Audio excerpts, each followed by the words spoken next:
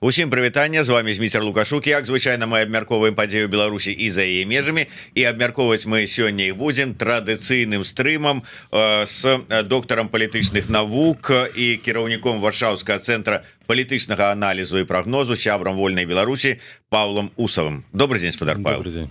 Спадар Павел, ведаеце, я хацеў бы трошечку, так сказаць, паламалі усе гэтыя так званыя судовыя ды следчыя структуры лукашэнкаўскія. Мой план, яны абвесцілі, што прызналі экстрэмісткай у Беларусі кнігу ўспамінаў экс-супрацоўніка НКУС.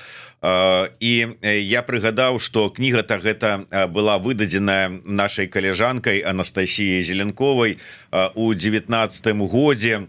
І, дарэчы, прэзентавалі мы гэтую кнігу ў эфіры Еўрарадыё са студыі нашай у Мінску на Карла Маркса 15. Спасылачку можна знайсці на той стрым у нас у апісанні. Але мне вось цікава сама гэтая сітуацыя, я маю на ўвазе, ну, здавалася б, былы супрацоўнік НКУС Іосіф Ятчэня. Ён сам напісаў вось гэтыя свае ўспаміны, Анастасія іх толькі аформіла, адрэагавала, скампанавала, зрабіла ў кнігу. Але вот што не так з успамінамі НКУСаўца, што зараз лукашэнкаўскім губазікаўцам, НКУСаўцам вот трэба яе прызнаваць экстрэмісцкімі матэрыяламі. Вот як вы ацэньваеце, што адбываецца? Хутчэй за ўсё гэта звязанае з поглядамі на тое, як функцыянавала савецкая сістэма, як функцыянаваў апарат НКУС, бо наркамат унутраных спраў, гэта, канешне, сістэма ў савецкія часы была разгалінаваная да паяднання АГПУ з НКУС. НКУС займаўся выключна выдаваннем пашпартоў, там, адміністрацыйнымі справамі, а рэпрэсіямі ў краіне да 1934 году гэтыя два апараты былі зусім розныя. Якраз такі рэпрэсіямі, гулагам займаўся АГПУ, потым гэтыя две структуры былі спалучаныя, і ўсё, што ўжо адбывалася з 34-го, па сутнасці, па другую сусветную, пачатак другой сусветнай вайны, гэта ўсё агулам называўся наркамат унутраных спраў, які адпавядаў не толькі за выдачу пашпартоў і рэгістрацыю, але таксама за жудасныя рэпрэсіі, у тым ліку і вялікі тэрор, чысткі сталінскія ў канцы 30-х гадоў. Ну і, канешне, ось шмат я чытаў успамінаў былых супрацоўнікаў НКУС, АГПУ, якія з аднаго боку, калі збеглі за мяжу, якія апісвалі сваю зачараванасць на пачатку Савецкім Саюзам, гэтым праектам буйным, гатовы былі за яго паміраць, а потым паглядзелі, як сапраўды гэта функцыянуе, і як толькі справа пачынала кранаць іх асабістыя інтарэсы, калі яны рэпрэсавалі, то ўсё было добра. Але калі толькі пачаліся, ну, ўжо прыкметы таго, што яны будуць арыштаваныя і рэпрэсаваныя, як, напрыклад, той жа Арлоў, які уваходзіў у спецыяльны атрад АГПУ, які займаўся ліквідацыяй за мяжой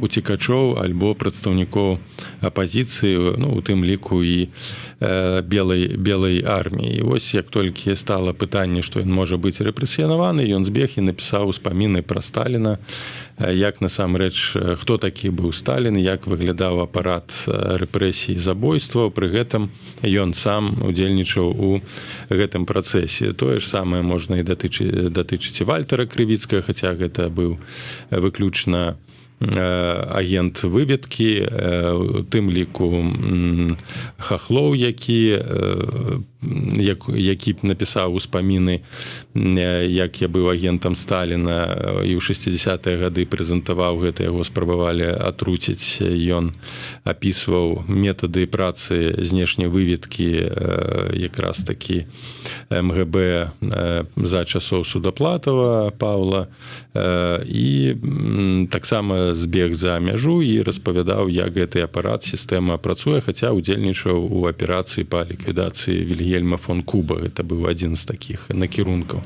І гэтыя ўспаміны таксама могуць не ўкладацца, не ўкладаюцца хутчэй за ўсё у сістэму каардынацыі і ідэалізацыі савецкіх часоў, бо рэжым Лукашенка ідэалізуе ўсё савецкае. На сённяшні дзень гэтае савецкае супрацьстаіць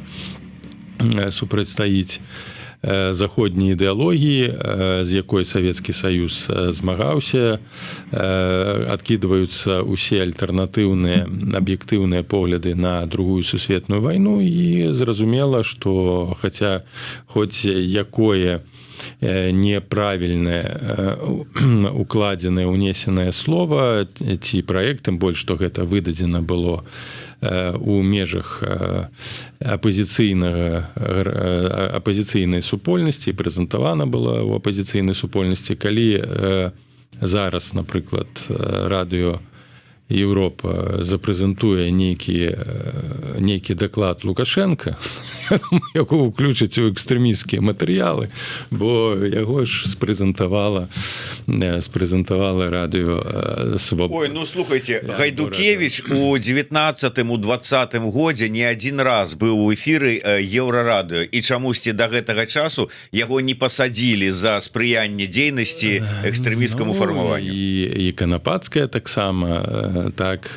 была там сяброўкай кіраўніцы нават гэтага нейкага гарадскога там аддзела АГП.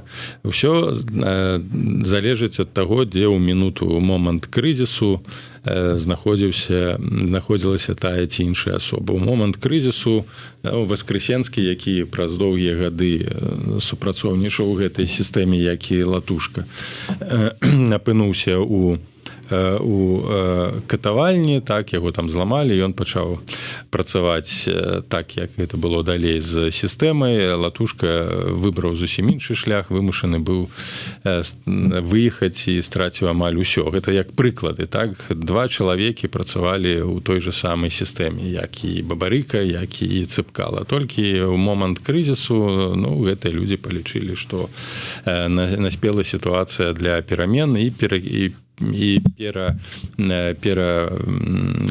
ў другі лагер і сталіся ворагамі, за якіх, ну, фактычна якіх гатовыя улады знішчыць.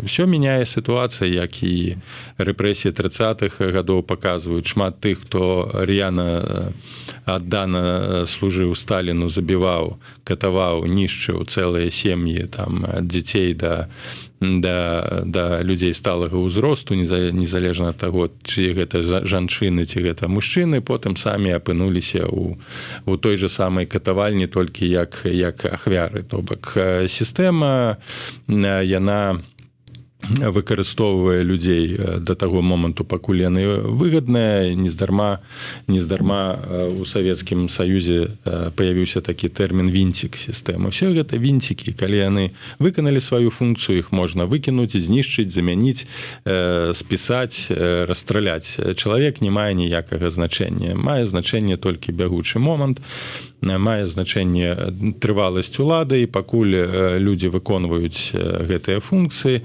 забеспячэння стабільнасці, яны будуць жыць. Як толькі яны гэтыя функцыі ўжо выканалі і непатрэбныя, то іх спісваюць в утыль. Ну, вось апошнім часам там з'яўлялася інфармацыя, што следчыя па нейкіх там апазіцыйных справах самі былі сказаныя за карупцыю. Там, па справе Тутбай, кіраўнік следчай групы. Бо тут нема, бо тыя людзі, якія працуюць у сістэме, яны думаюць, што калі яны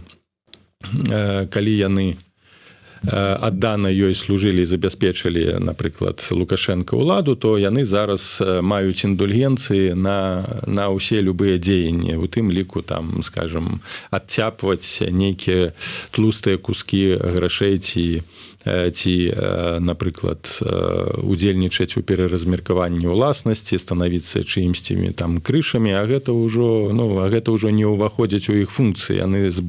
Іх функцыі быць ланцуговымі псамі, ні больш, ні менш. Як толькі яны намагаюцца нейкім чынам пачаць гуляць у свае гульні, тым ліку там у эканамічных аспектах, яны пойдуць сядзець і пойдуць сядзець надоўга. Як той жа і Чыш, і Шакуцін, і Певцеў. Вось яны служылі Лукашенко, але як толькі пачалі нешта спрабаваць у нейкую сваю гульню гуляць, выцягваць рэсурсы, яны тут жа страчвалі ўсё, і фактычна іх кар'ера, іх жыццё, іх свабода, яна вынішчалася. Нягледзячы на тое, што палітычна яны былі заўсёды лаяльнымі. Той же самы Шакуцін. Але, напрыклад, не споўнілі свае функцыі з тым жа Амкадорам. Гэта стала абсалютна стратнае прадпрыемства, якое забрала вялікія грошы, так, інвестыцыі, там, лукашэнкаўскія спадзяванні. Трэба было умоўна пакараць, каб грошы былі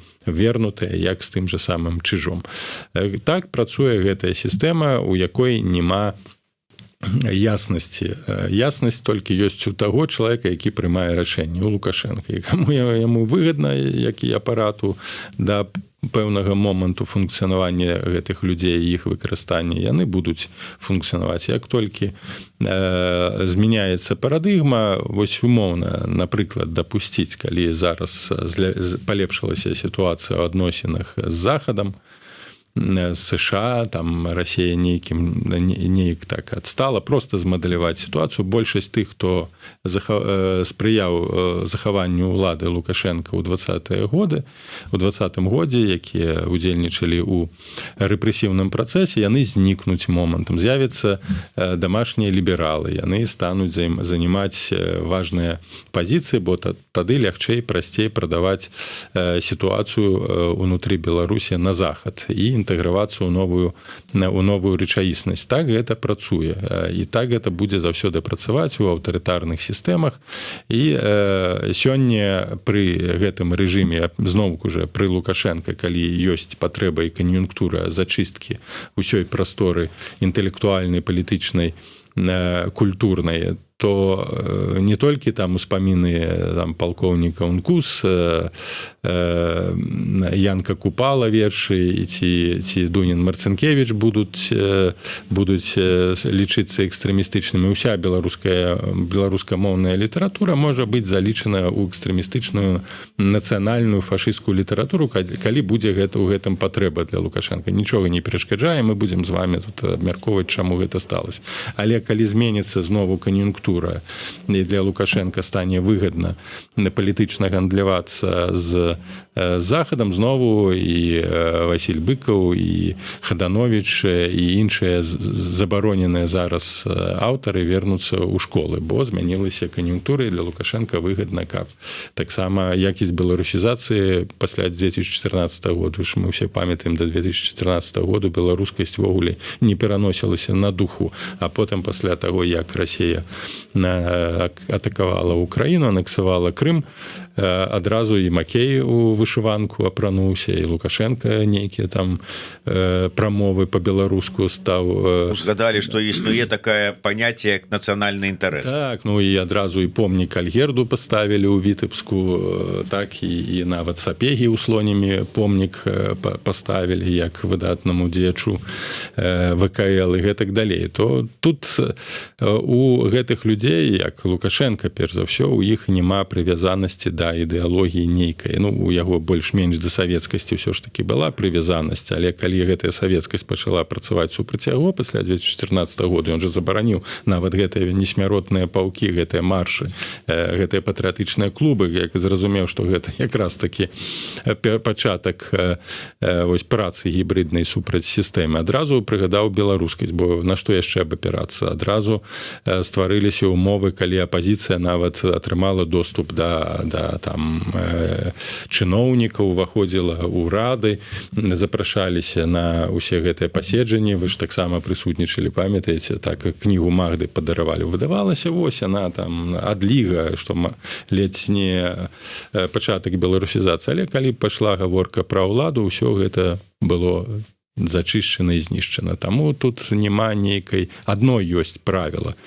Тое, што адпавядае сённяшняму моманту утрымання ўлады, замацавання ўлады, тое і будзе функцыянаваць у прасторы. Што не адпавядае гэтаму моманту, будзе зачышчана. Нават калі там і кнігі Леніна ці Сталіна таксама, калі яны не адпавядаюць бягучай сітуацыі, будуць выкінутыя з бібліятэк.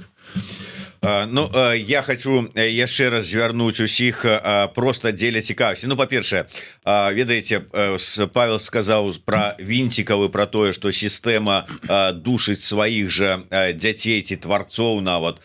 Мне узгадалася слово, якія вось недавно буквально у нас у эфіры сказала Света Курс. Яна прыгадала гісторыю свайго прадзеда, які быў такім жа самым вінцікам, служыў у нейкім там нукусе раённым, таксама займаўся рэпрэсіямі, рэпрэсаваў сваіх аднавязкоўцаў і гэтак далей. Памёр дастаткова малады, паміраў вельмі складана, адвярнуўшыся да сцяны тварам, і яна сказала, ўсё, што ад яго засталося, гэта мокрая цалкам ад слёз сцяна.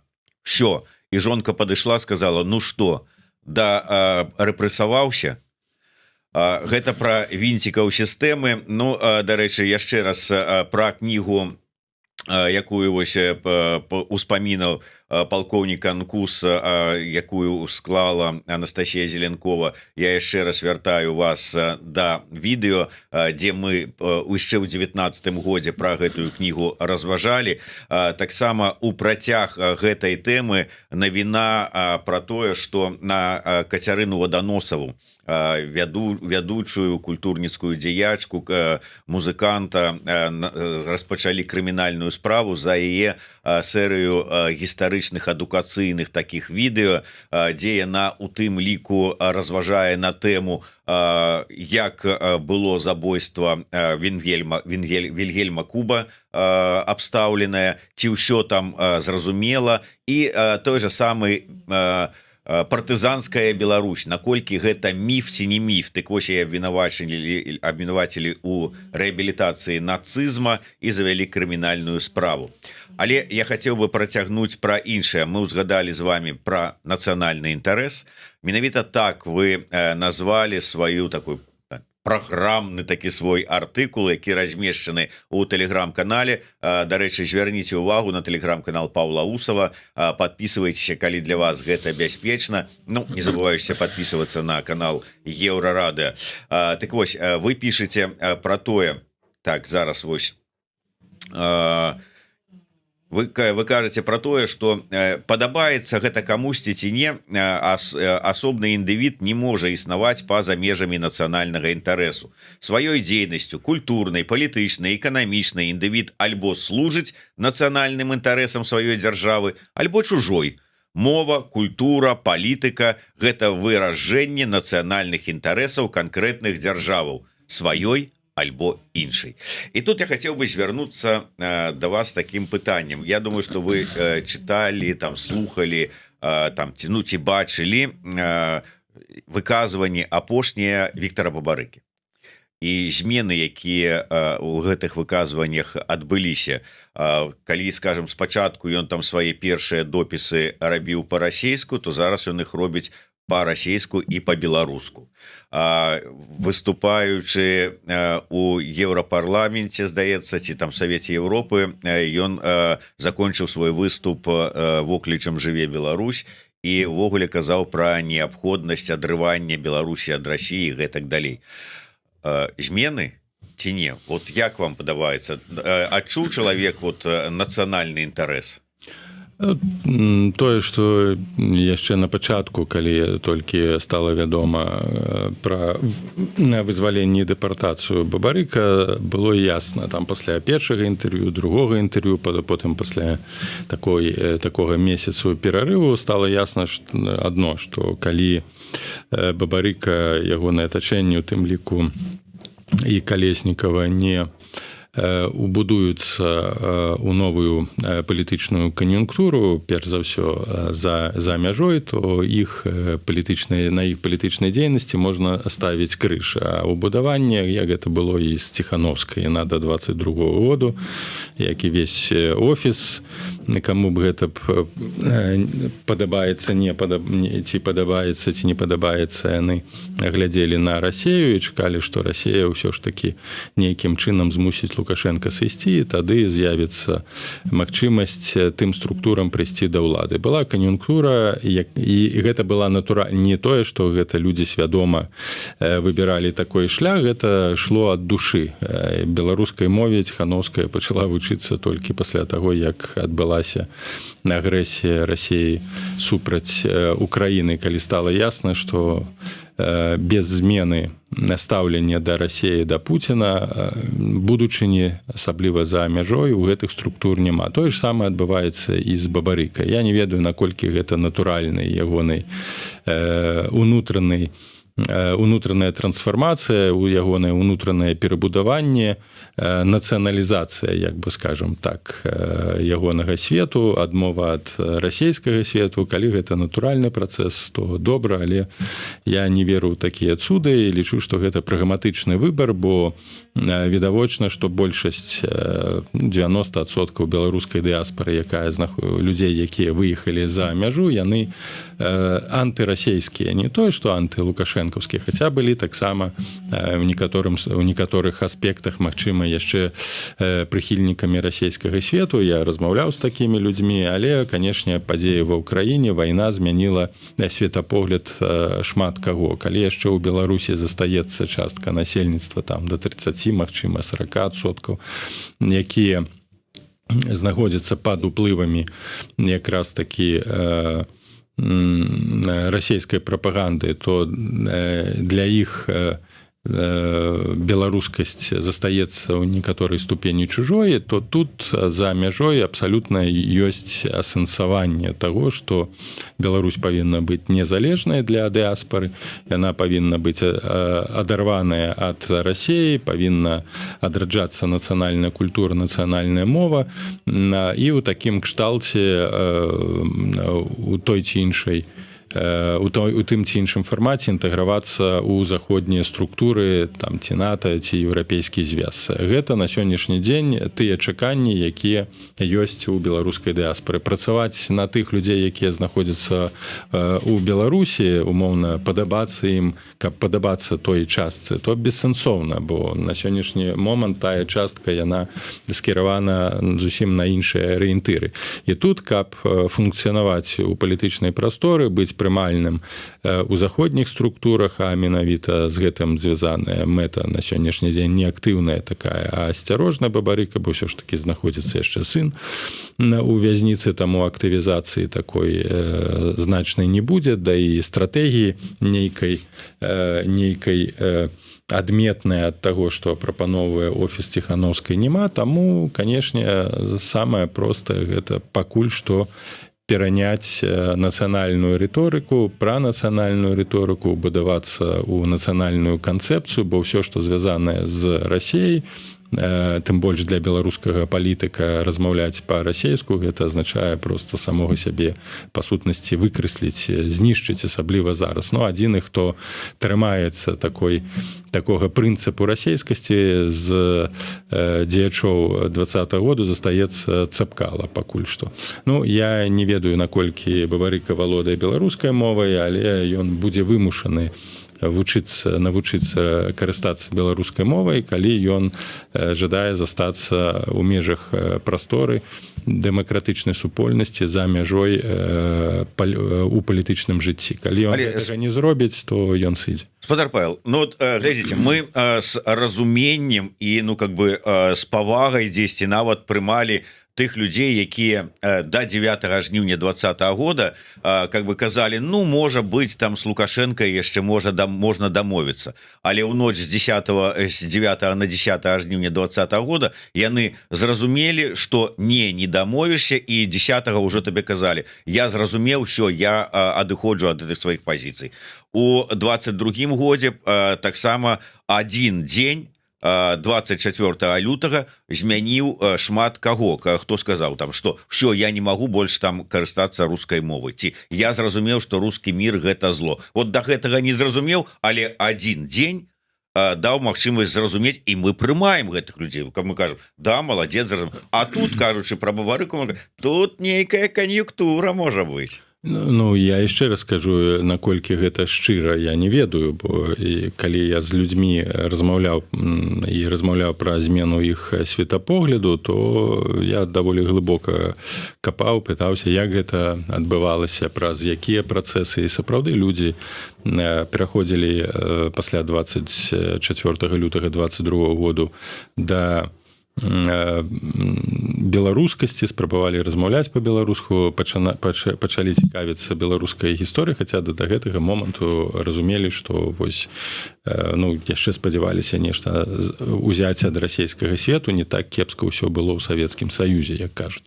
Што тычыцца Бабарыка, то гэта, ну, гульня была ў 20-м годзе, гульня была у пэўным сэнсе ў 20-м, і перад 20-м, у 20-м годзе. Мы до конца, я прынамсі не ведаю, якія працэсы ўплывалі на прыняццё рашэння Бабарыкам у 20-м годзе кандыдаваць. Чаму ён вырашыў з гэтай пазіцыі пайсці гуляць у гэтую гульню, калі ўсё было ясна, што без нейкай крышы падтрымкі з боку Расіі перамагчы ці нават застацца на плаву немагчыма. У тым ліку, што ягоныя выказванні адносна беларускасці у 20-м годзе былі даволі крытычныя, як да Беларусі, як такой, да Каліноўскага, да інтэграцыі. Ён не раз сказаў пра тое, што інтэграцыя з Расіяй гэта успрымаецца у Беларусі пазітыўна, і нікуды мы ад гэтага не падзенемся, і трэба з гэтым гэты працэс падтрымліваць.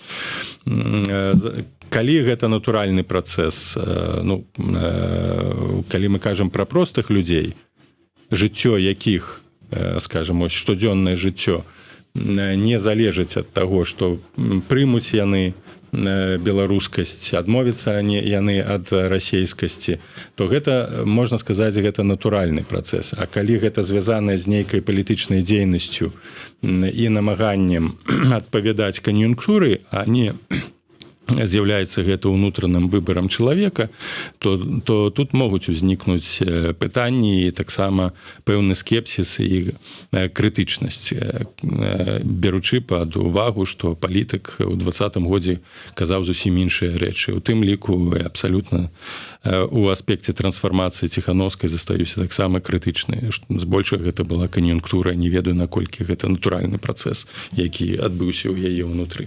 Як і шмат у каго. Ну, часам бывае, нешта пачынаецца з кан'юнктуры, а потым прыходзіць разуменне. Я не выключаю, што гэта можа быць так. Я не выключаю, што з часам Бабарыка настолькі захопіцца беларускай мовай, культурай, што стане значна больш радыкальным нацыяналістам, чым Зенон Станіславович. Я толькі за, калі гэта натуральны працэс, тое ж самае датычыць і Калеснікава, але гэта патрабуе ўнутранай трансфармацыі. Пакуль што гэта працэс звязаны якраз такі ў будаванні ў гэтую рэчаіснасць, у якой ён апынуўся. Яшчэ раз падкрэслю, калі адбудуцца такая трансфармацыя, бывае, вось мы пра гэтых палкоўнікаў казалі і пра былых інкусаўцаў, што так, людзі перажываюць шок у жыцці, і у іх змяняюцца арыентацыі, яны па сутнасці становяцца апосталамі якраз такі, як і апостал Павел, які быў ганіцелем хрысціян, так падтрымліваў забойствы, там каменаванні, потым стаў адным з вядучых апосталаў і распаўсюджваў хрысціянства. Дзякуючы яму хрысціянства набыло вось такую універсальную якасць у рымскай імперыі. І такое можа быць. І калі Віктор Бабарыка сапраўды вось адбываецца ўнутранае асвятленне, празрэнне, то тут я абсалютна схілю, як кажуць, галаву, калі ён шчыра перабудуецца і стане нацыянальным палітыкам. Бо, напрыклад, нават у адной з гэтых размоваў з «Зеркалам» ён не карыстаўся ні разу словам «нацыянальнае». Он, напрыклад, калі там адказваў на пытанні, звязаныя Беларусі і Расіяй, ён сказаў, Беларусь павінна быць не расейскай. Што значыць не расейскай? Вось навошта такія скамплікаваныя рэчы казаць, калі можна было проста сказаць, што Беларусь павінна быць нацыянальнай. Вось у гэтым праблема, што людзі, якія жывуць у культуры рускага свету, для іх нават само слова «нацыянальнае» мае нейкі негатыўны контент. Хаця нацыянальнае гэта ёсць тое, без чаго дзяржава як такая функцыянаваць не можа. На гэтым будуецца нацыянальны інтарэс. Вось калі ён скажа, што так, Беларусь павінна быць нацыянальная, мова не тое, што скажа, а будзе дзейнічаць у гэтым накірунку, тады можна сказаць, што сапраўды адбыліся даволі сур'ёзныя культурныя, палітычныя, светапаглядовыя змены, і Бабарыка можа стаць такім нацыянальным палітыкам, хаця увайшоў у палітычнае жыццё як палітык, на жаль, прарасійскі.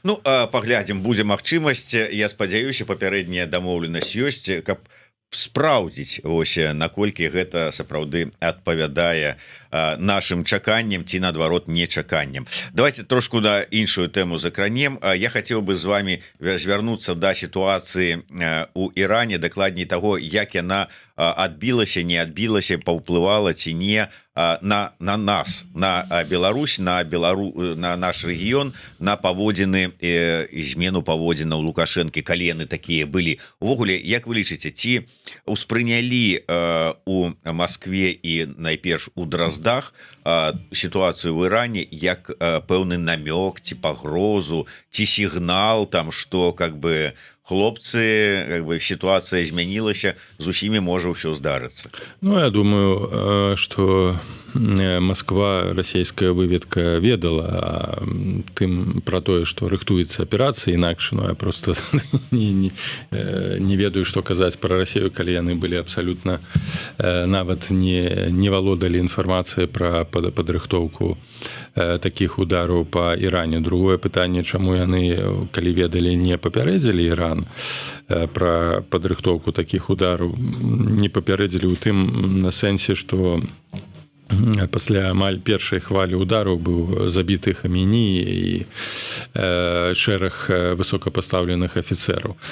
Калі яны не ведалі і не разумелі, гэта азначае, што іх выведка абсалютна неэфектыўная, сістэма знаходзіцца у працэсе татальнага распаду, бо пра такія ключавыя з'явы і рашэнні трэба ведаць, асабліва калі мы кажам пра тое, што ў атачэнні Трампа там снуюць расійскія агенты. Калі ўсё ж такі Масква ведала і дапусціла да уцягнення ЗША ў гэтую вайну, а відавочна, што яна будзе цягнуцца, і не 2 тыдні, не 4, а магчыма мага больш. Гэта адбіваецца не толькі на рэгіёне, адбіваецца на эканамічнай сітуацыі на рынку энерганосьбітаў. Кошты ў Еўропе і ў Польшчы пайшлі ўгару, што выгадна для Расіі, у тым ліку, каб прадаваць нафту азіяцкаму рэгіёну, Індыі і Кітаю, павысіць кошты, і нават ужо дыскусія ў межах еўрапейскага звязу вядзецца пра магчымасць набыцця нафты у Расіі. То бок мы вяртаемся да 70-х гадоў. 20 стагоддзя, калі блізкаўсходні крызіс правакаваў уздым коштаў на нафту, і у Савецкім Саюзе пачаліся залатыя гады, так званы застой. Паглядзім, як гэта будзе развівацца у кантэксце з Расіяй, калі у сітуацыі цяжкасці энергетычных, а мы бачым, што ЗША не ў стане кампенсаваць патрэбы еўрапейскага рынку, тым больш, што ўводзяцца ўзаемныя абмежаванні, і калі ў такой сітуацыі, скажу, што вось кошты на паліва ў Польшчы за апошні тыдзень падскочылі на 1 злоты. То бок гэта вялікі скачок, і гэта адбіваецца на росце ўсіх коштаў, там, на прадукты, на энергію і гэтак далей. То бок гэта сур'ёзныя могуць быць насамрэч наступствы, і чаму ЗША гэта не прадумалі, альбо яны прадумалі менавіта дзеля таго, каб аслабіць еўрапейскі рынок. Тут могуць быць розныя тлумачэнні такіх рашэнняў, але пакуль што сітуацыя выглядае для Расіі выгаднай. Зацягванне ЗША ў гэтую вайну, растраты даволі вялікія кошты, узбраенне, у тым ліку на сістэмы супрацьпаветранай абароны, на павышаны ступень тэрарызму, бо якраз такі чым даўжэй гэта будзе весціся вайна, тым хутчэй будзе адбывацца радыкалізацыя нават тых супольнасцяў іранскіх, якія выступаюць супраць рэжыму аяталаў. Тым больш, што мы бачым, што часам гэтыя ўдары прыносяць ахвяры сярод мірнага насельніцтва, што таксама можа негатыўна ўспрымацца. То бок зацягнуўшаяся вайна для Расіі выгадна, тым больш, што на фоне вось гэтых удараў Расія, хутчэй за ўсё, яна і так мае развязаныя рукі, але можа павялічыць інтэнсіўнасць удараў па гарадах украінскіх, менавіта мэта накіравана знішчаць гарады, як паказваюць відэо, як б'юць ЗША і Ізраіль па Тэгерану і іншых гарадах. То бок гэта праблема ў ідэалагічным плане, палітычным плане, і, канешне, у стратэгічным. І з іншага боку, разуменне таго, што ЗША увайшла знову, аднавіла сваю функцыю вялікага паліцэйскага і, па сутнасці, можа каго заўгодна выкрадаць, каго заўгодна бамбіць, і няма сістэмы, якая магла паўстрымаць, і вось ужо у чарзе Куба, то, канешне, думаю, што і ў Крамлі, і ў Менску напружыліся, так, і чым гэта можа абярнуцца для Беларусі. Паглядзім, па-першае, чым скончыцца візіт Коўла, так, ось, які рыхтуецца зараз, колькі вязняў будзе выпушчана, ці яны ўвогуле будуць выпушчаны, што Лукашенко ад гэтага атрымае, ці будуць знятыя санкцыі. Зараз ЗША могуць размаўляць з Беларусю з пазіцыі такой сілы, так, такога ціску псіхалагічнага. Тым не менш, пакуль я не бачу такіх паказчыкаў, якія б сцвярджалі гатовасць ЗША уключыцца ў нейкія вайсковыя дзеянні ў нашым рэгіёне. Перш за ўсё, трэба было б скончыць на карысць Украіны вайну супраць Расіі, павялічыць пастаўкі ўзбраенняў, ракет, пашырыць магчымасць іх выкарыстання, павялічыць фінансавую, матэрыяльную падтрымку. На сённяшні момант пакуль гэтага мы не назіраем. Таму чакаць, што там Трамп будзе біць кулаком па стале і патрабаваць нешта ад Лукашенка, бо тады мы пакажам там вам нешта, там сілу сваю, я думаю, пакуль што рана. Хаця і Лукашенко не хацеў бы таксама збольшага злаваць Трампа ці яго раздражняць, то, магчыма, ён зацікаўлены ў тым, каб гэтая здзелка развівалася. Але адначасова, канешне, думаю, што Расія будзе павялічваць сваю прысутнасць у Беларусі, вайсковую і палітычную, перш за ўсё вайсковую. узмоцніць працэс інтэграцыі, размяшчэння дадатковых узбраенняў на тэрыторыі Беларусі у тым сэнсе, каб страшыць суседзяў. Конечно, супраць Амерыкі наўрад ці гэтыя ўзбраенні, якія будуць у Беларусі, можна будзе скарыстаць, але вось як такую пагрозу атамную шчыт абарону у выпадку, калі вы пачнеце там нас абстрэльваць, вось у нас ёсць атамная электрастанцыя, можам зрабіць брудную атамную бомбу, ну альбо калі спатрэбіцца запусціць іскандэрамі там у Літву, у Вільні ці у Варшаву. То бок я думаю, што ўзровень вось такіх суадносін напружаных ён застанецца без зменаў. Дякую вялікі. На жаль, трэба завершаць нашу размову. Так што не забывайце подписываться на телеграм-канал спадара Павла Усова. Ставьте свае падабайкі, націскайце на званочак под гэтым відэо і ўвогуле на YouTube канал Еўрарадыё чакае вашай подписки. Расширвайце, калі для вас гэта бяспечна. Ну і безумоўна, калі ёсць у вас такая магчымасць, то можете падтрымаць працу нашай рэдакцыі і праз адлічэнне пэўнай часткі падаткаў, так званы ПІТ. Тыя, хто працуюць у Польшчы, ведаюць, акурат зараз ідзе афармленне гэтых справаздачных дакументаў. Ну і ўвогуле можна гэта зрабіць праз кнопачку «Падтрымайце нас». Дзякуй вялікі, Павел, яшчэ раз. Да сустрэчы. Жыве Беларусь.